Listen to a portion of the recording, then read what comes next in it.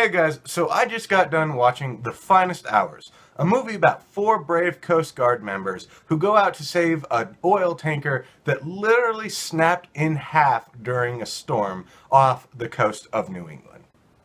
So, to start with the good in this movie, the first thing I want to point out is Casey Affleck, the brother of Ben Affleck. And he plays a character who's on board the sinking vessel.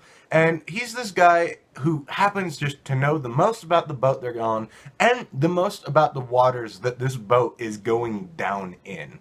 And off the gate, he doesn't want to be a leader. It's not like he's been waiting for something to go wrong. He's just kind of this quiet badass who just happens to know more than these two other officers who would normally be in charge, both of which want to do something that would get everyone on board the ship killed. I thought he really stole the show in this movie, even more than Chris Pine, who does a good job.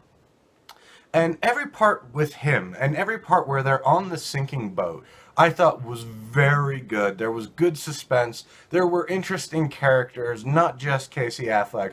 I thought everything on the boat really was the best, most consistent part of this movie.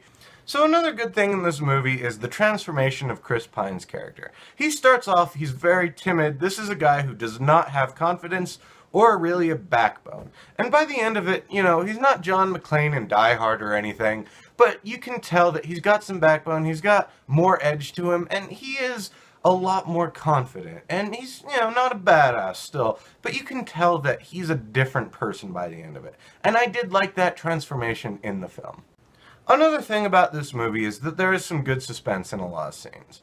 Not all of them. I did feel like the suspense at times was broken, but there was definitely a sense of, okay, not everyone's going to make it. This is a movie where it's kind of like you wonder, okay, are things going to go well? Are they going to go poorly? You have the sense that you don't know what's going to happen next. This movie does that pretty good for the most part. There's also some very interesting shots in here with the water and how the CGI is used, and it was cool, like seeing the boat dip underneath the water and then pop back up. There was some cool stuff like that, some interesting scenes. I'm not going to say every moment in this movie is a masterpiece, but there were definitely some shots that looked cool and impressed me. The last really good thing I want to say about this movie that impressed me a lot was that I looked online and this movie is pretty damn close to what actually happened. I was very surprised by that. I thought they would add more drama than that, but it's actually pretty close.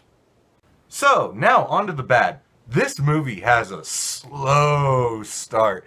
It takes half the movie before it really gets going. Even once the boat starts sinking, it still takes like 15 or 20 minutes before you get to the real suspenseful parts where you're wondering what's going to happen, and it's very slow, and it's not aided by how timid Chris Pine's character is at the beginning of this film. The beginning of this film is almost all him. And so you have this character who's just timid and uninteresting, and that slow burn does not work with that character. I was bored during the first half of this movie.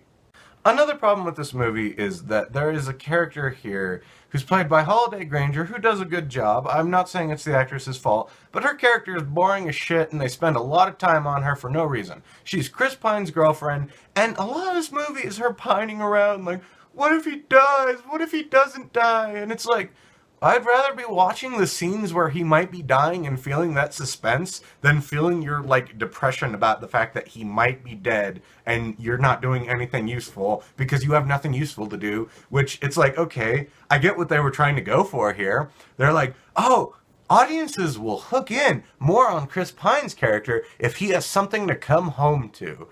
But she was boring, so I don't care. Like, Casey Affleck's character doesn't have anyone to come home to in this movie, and I thought his character was a lot better.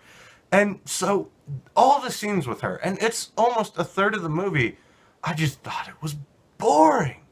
And the last bad thing I want to say about this movie is that there were times where I wasn't 100% sure what was happening.